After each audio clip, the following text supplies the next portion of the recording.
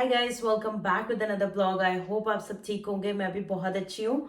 और आज हम बात करने वाले हैं बिजनेस के रिलेटेड कि अगर आप बिजनेस ओपन करना चाहते हो, रेस्टोरेंट ओपन करना चाहते हो, तो उसका क्या प्रोसेस रहता है कनाडा में, ओंटारियो की प्रोविंस में। बाकी क्योंकि मुझे ओंटारियो का ज़्यादा पता है तो मैं ओंटारियो के बारे में ही ज़्यादा शेयर करूंगी। क्योंकि हमने जो वीडियो बनाई थी ना एक कि बिजनेस के रिलेटेड कि बिजनेस अगर ओपन करना चाहते हो तो क्या प्रोसेस रहता है, उसी के रिलेटेड बहुत सारे क्वेश्चन आए थे। मोस्टली जो क्वेश्चन पूछा गया था वो रेस्टोरेंट को लेके पूछा गया था और दूसरा पूछा गया था सैलून को लेके। तो सैलून वाली वीडियो तो हम ऑलरेडी बना चुके हैं, उसका लिंक मैं आपको डिस्क्रिप्शन बॉक्स में दे दूंगी, वहां पे जाके आप चेक कर सकते हो कि अगर कोई बंदा जब सैलून ओपन करना चाहता है तो उसका क्या प्रोसेस रहता है। बट आज की वीडियो में हम, जैसे मैंने बोला, कि बात करेंगे कि अगर आप रेस्टोरेंट ओपन करना चाहते हो तो उसका प्रोसेस क्या रहता है। वो मैं आपको आज इस वीडियो में स्टेप बाय स्टेप बताऊंगी कि पहले से स्टार्टिंग से लेके पहले स्टेप से लेके लास्ट वाला स्टेप तक का प्रोसेस क्या रहता है। तो वीडियो को एंड तक जरूर देखिएगा, कोई भी पार्ट स्किप मत कीजिएगा। तो सबसे पहले मैं आपको रिक्वेस्ट करना चाहती हूँ, चैनल पे नए हो तो चैनल को सब्सक्राइब, वीडियो को लाइक एंड शेयर जरूर कर लो। और अगर मेरे साथ अपॉइंटमेंट बुक करना चाहते हो, उसका लिंक आपको मेरे डिस्क्रिप्शन बॉक्स में मिल जाएगा और उसका लिंक आपको मेरी इंस्टाग्राम की बायो में भी मिल जाएगा। तो अब वीडियो को फटाफट से स्टार्ट कर लेते हैं। अगर हाँ, ये सारा प्रोसेस तो मैं आपको बता दूंगी। बाकी कोई फाइलिंग को लेके, एप्लीकेशंस को लेके अगर आपको करवाना होगा तो कई बार क्या होता है कि कोई बंदा ऑब्वियसली पेपर वर्क में इतना ज्यादा अच्छा नहीं होता, तो उनको रहता है कि हमें कोई पैसे ले और हमारे लिए पेपर वर्क वगैरह कर दे। तो बस मतलब आपको पैसे देने होते हैं उस बंदे को, सारा पेपर वर्क वगैरह, फाइलिंग वगैरह कर देते हैं। ऐसे भी आप बहुत सारे ऑफिस वगैरह भी खुले हुए हैं और मैं पर्सनली भी ये काम करती हूँ। अगर आपको फाइलिंग करवानी होगी, मेरे को सारा पेपर वर्क रेडी करके दे दो, मुझे रेस्टोरेंट खोलना है, तो मैं वो काम आपके लिए कर सकती हूँ। आप मुझे डेफिनेटली कॉन्टेक्ट कर सकते हो, इंस्टाग्राम पे मैसेज कर सकते हो। तो अब वीडियो के साथ फटाफट से आगे बढ़ते हैं। चलिए जी, वीडियो को शुरू करते हैं। ओके, तो सबसे पहला स्टेप होता है कि जब लेट्स से अब आपने, आपके दिमाग में सब कुछ है, आपने सोच लिया है कि आपने किस टाइप ऑफ रेस्टोरेंट खोलना है, कि इंडियन रेस्टोरेंट खोलना है या मैक्सिकन या कुछ भी, जो भी आपने सोचा है, जो भी आपने सोचा है वो एक प्लान आपका पेपर पे होना चाहिए, जिसको हम बोलते हैं बिजनेस प्लान। कोई भी काम करने से पहले, कोई भी पेपर वर्क बनवाने से पहले आपके पास बिजनेस प्लान होना बहुत जरूरी है। क्योंकि जब भी आप पेपर वर्क या फाइलिंग कुछ भी करवाने जाओगे तो वो आपको आपका बिजनेस प्लान मांगेंगे, राइट। अगर आपको बैंक से भी लोन भी लेना होगा, वो भी आपसे बिजनेस प्लान मांगेंगे, जिसमें आपका पूरा लिखा हुआ होना चाहिए कि आपके अगले 5 सालों का क्या गोल क्या है, कि आप अपनी सेल्स को कैसे ड्राइव करोगे, कैसे अपने बिजनेस को ग्रो करोगे। वो सारी चीजें आपकी एक पीस ऑफ पेपर पे आपके एज ए बिजनेस प्लान आपके मेंशन होना चाहिए, सब कुछ। ये सबसे पहला स्टेप है। दूसरा तो वो तो चलो बेसिक चीज है। कोई भी बंदा अगर रेस्टोरेंट खोलने के बारे में सोचता है तो मेन्यू तो डेफिनेटली आपने डिसाइड करा ही होगा, दिमाग में पता ही होगा कि मैंने मेन्यू क्या रखना है, राइट। तो वो मेन्यू भी आपके दिमाग में होना चाहिए। और दूसरी चीज बिजनेस प्लान में बहुत ज्यादा इंपॉर्टेंट है कि आपको क्यों लगता है कि जो भी आपने चीजें मेन्यू में रखी है वो आपकी बहुत ज्यादा मतलब ग्रोथ आपको दे सकती है, जहां आपको एक सक्सेसफुल बिजनेस वो होगा, राइट। तो ये सारी चीजें आपके दिमाग में होनी चाहिए, आपको बिजनेस प्लान में लिखनी चाहिए। अब बारी आती है कि चलो बिजनेस प्लान हो गया, अब अगला स्टेप क्या है। फूड का बिजनेस है ऑब्वियसली, तो फूड हैंडलर का सर्टिफिकेट आपको द प्रोविंस ऑफ ओंटारियो से लेना पड़ेगा। ऑनलाइन ले सकते हो, उसका एग्जाम होता है। वो ज्यादातर मतलब उसके रिलेटेड होता है कि कोई अगर मीट की चीज है उसका टेम्परेचर कितना होना चाहिए। पानी में जब, जैसे कोई ऑब्वियसली जब रेस्टोरेंट है तो उसमें सब्जियां वगैरह सब कुछ, मीट वगैरह रहता है, राइट। तो मीट का टेम्परेचर, कुक्ड मीट का टेम्परेचर, ठंडे मीट का टेम्परेचर डीप फ्रीजर में कब होना चाहिए, तो ये सारी चीजें एक फूड हैंडलर सर्टिफिकेट में आपको एग्जाम देना होता है। फिर आपको फूड हैंडलर का सर्टिफिकेट लेना पड़ता है।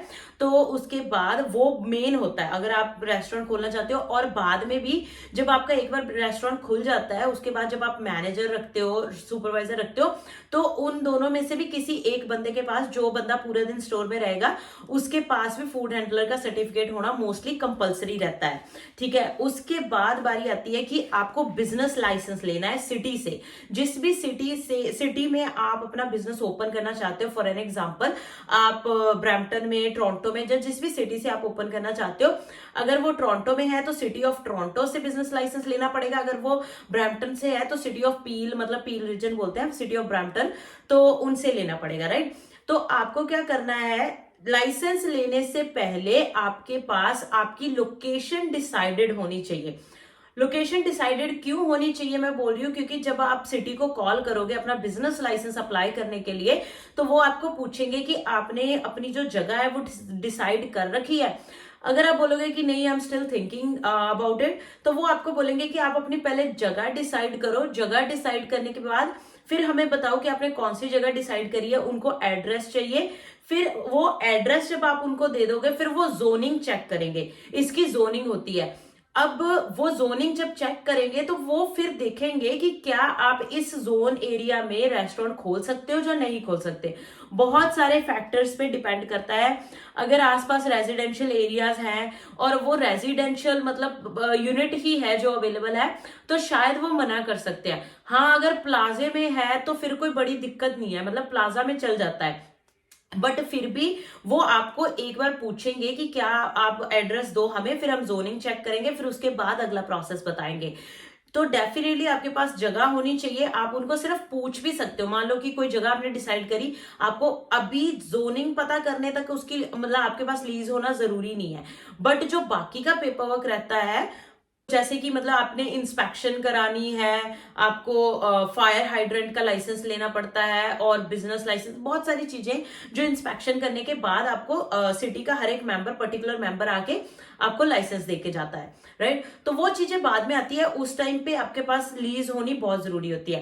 तो पहले चलो स्टेप बाय स्टेप चलते हैं। तो पहला स्टेप मैंने आपको बता दिया कि आपके पास आपने फूड हैंडलर का सर्टिफिकेट एंड ऑल दैट वो ले लेना है। उसके बाद जगह डिसाइड करनी है। जगह डिसाइड करके आप सिटी को कॉल करके पूछ सकते हो कि मैंने ये जगह डिसाइड करी है, क्या आप मुझे जोनिंग बता सकते हो कि ये जोनिंग मतलब जोन एरिया में आता है। अगर आता है तो मैं उस बंदे से बात करके अपने नाम पे लीज करवा लूं, राइट। और हाँ, मतलब जब भी कोई बंदा बिजनेस, ये तो आपको पता है कि पैसे, हर कोई वो पैसे काउंट कर लेता है कि ओके मेरी इतनी इन्वेस्टमेंट लगेगी, इतना सामान लगेगा, मतलब जो रेस्टोरेंट में सामान रखना है, फर्नीचर वगैरह, और उसकी मतलब डेकोरेशन और उसकी इंफ्रास्ट्रक्चर बनाने में, मतलब उसके सब कुछ। यहाँ पे जो कनाडा में जो एग्जॉस्ट सिस्टम होता है ना, जो धुआं बाहर खींचता है, हर एक रेस्टोरेंट में बहुत बड़े बड़े होते हैं, उसमें सबसे ज्यादा पैसा लगता है। तो आप ध्यान रखिए कि अगर आप कोई रेस्टोरेंट ले रहे हो, कई बार कोई रेस्टोरेंट एक्चुअल में मतलब वो जगह रेस्टोरेंट ही थी और उसमें सब कुछ इंस्टॉल्ड है, उसमें हुड लगी हुई है, एग्जॉस्ट सिस्टम लगा हुआ है, उसमें आपके बहुत सारे पैसे बच जाते हैं क्योंकि आपको दोबारा से इंस्टॉल नहीं कराना पड़ता है, राइट। तो वो चीजों का ध्यान रखिए, वो आपके पैसे सेव कर सकते हैं।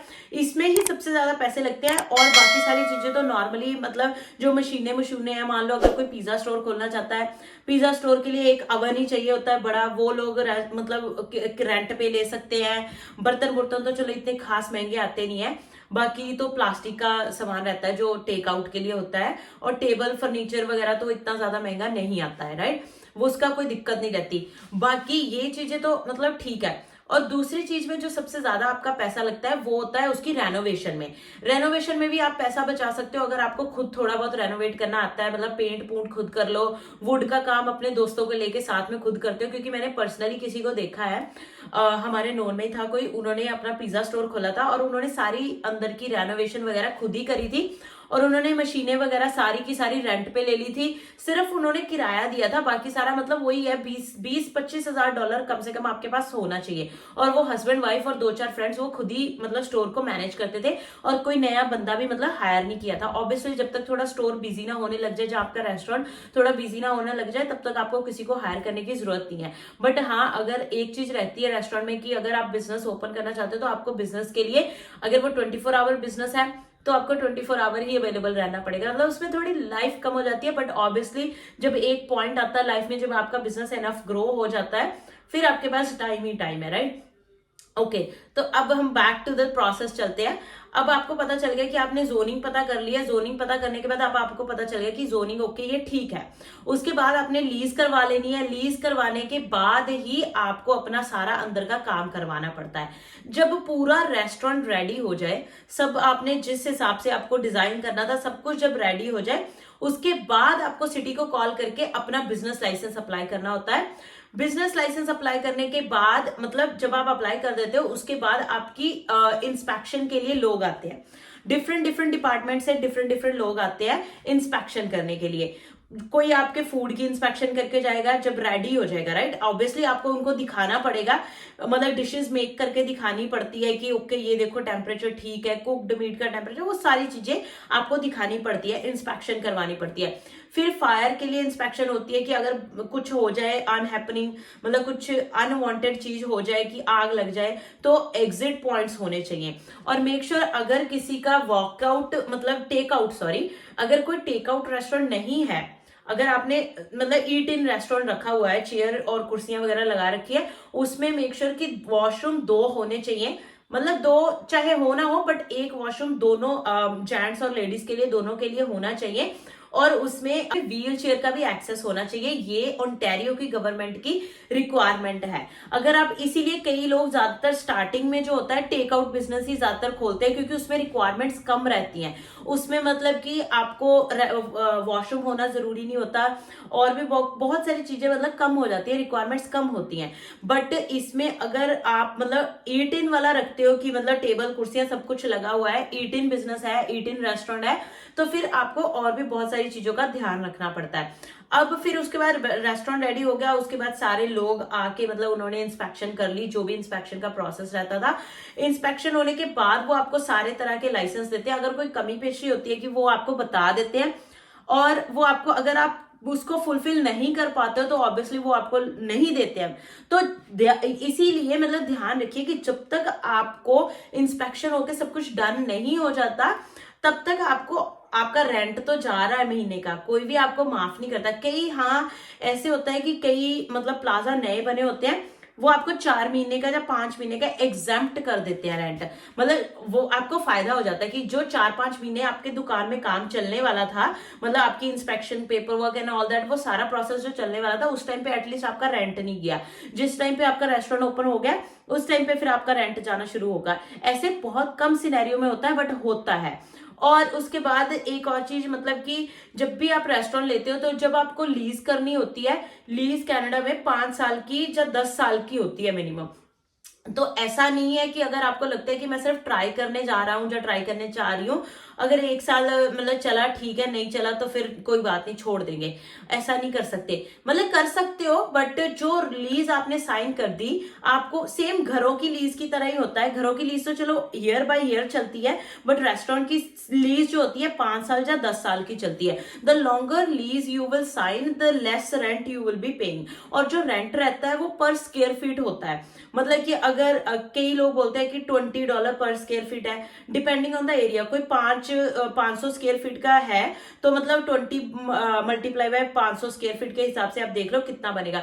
उसके ऊपर भी बहुत सारी चीजें होती है, क्योंकि जहां से भी आप मतलब जिस भी प्लाजा में आप रेंट करोगे जगह, वहां का गार्बेज लेने आएगी सिटी, वो जिस बंदे का वो प्लाजा है उसी को वो पे करना होता है। ऑब्वियसली वो आपसे ही, फिर उसकी सीवरेज के चार्जेस, मतलब बहुत सारी चीजें होती है। जैसे घर चलता है वैसे ही वो चलती है। ऑब्वियसली जो बंदा जिसके नाम पे है, वो मतलब वो प्लाजा या वो शॉप, जो ओनर है उसका, उसने वो सारी चीजें पे करनी होती है, और वो आपसे ही लेनी होती है उसने, राइट?